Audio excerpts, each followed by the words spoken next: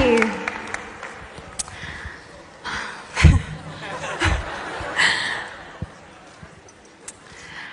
2 years ago, I launched a campaign called He for She at the UN in New York.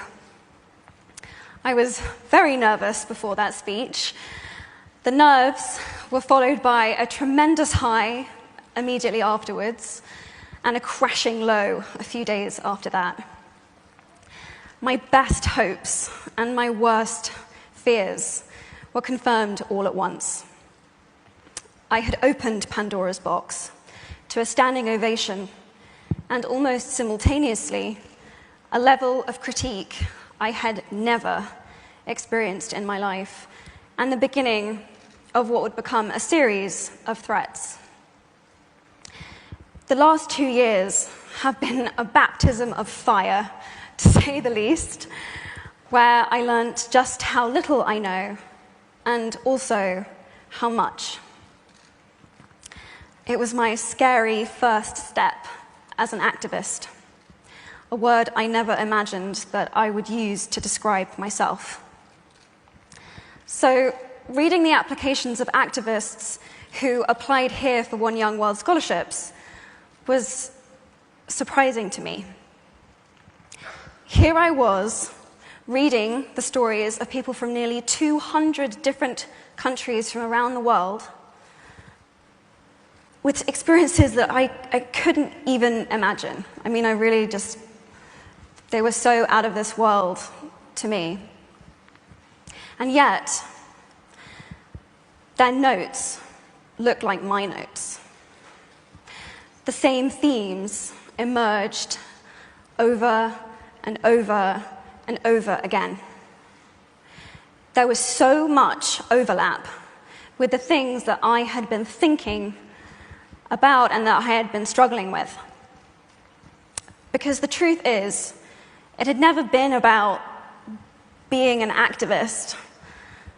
It was about the choice to make myself visible, and the choices that you made to do that too. Apart from the significant progress the world has made in the cause for equality, the best thing about the last 2 years has been this: finding people from such disparate experiences and communities that I found that I have something in common with. This is a community of artists, spiritual teachers, dreamers, thinkers, doers, who work together and support each other. For the first time in my life, I found my sisterhood, a brotherhood, however you want to describe it. I found my tribe.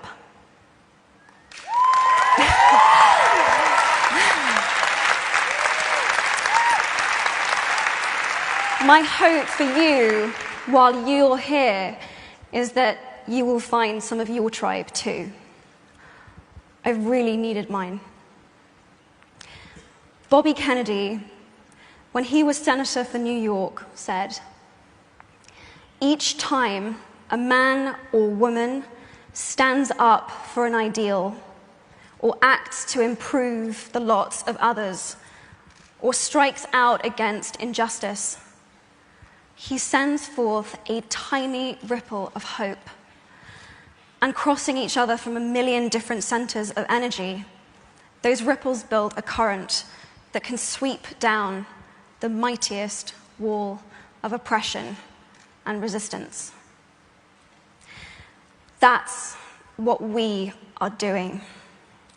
We, the entire spectrum of the feminist movement, are building an unstoppable current for which we need ripples of hope from every age, race, ability, walk of life, from every human experience.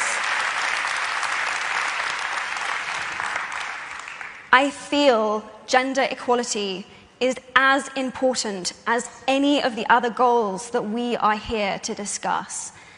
And actually, if anything, it is even more important because it intersects with every single other issue that we face.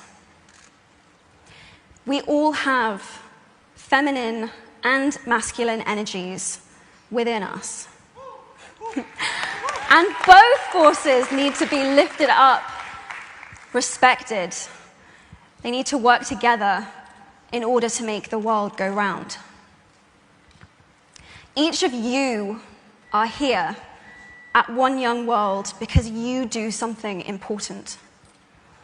And it is so exciting to see you all come together in one room, because One Young World isn't about saying what each of us individually, can do, but what we can do. Working together, supporting, and listening to each other. It's in that spirit that I am delighted to introduce 9 activists who are the first recipients of a One Young World scholarship that I am very honored to have in my name. They are working to secure real progress towards a gender-equal world, and I hope that their stories will inspire you as much as they have inspired me. In a moment, I'm going to ask them to come onto the stage, but before I do, I want to offer a few statements of my own that I have struggled with and continue to struggle with on a daily basis, but that I have found inspiring. I want to ask you to take a moment. You can keep your eyes closed or keep them open, and ask yourself if these have any truth for you in them. I am willing to be seen. I am willing to speak up. I am willing to keep going.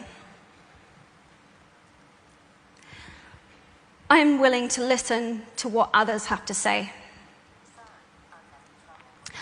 I am willing to go forward even when I feel alone. I am willing to go to bed each night at peace with myself. I am willing to be my biggest, bestest, most powerful self. These 7 statements scare the absolute shit out of me. But I know that they are at the crux of it all. At the end of the day, and when all is said and done,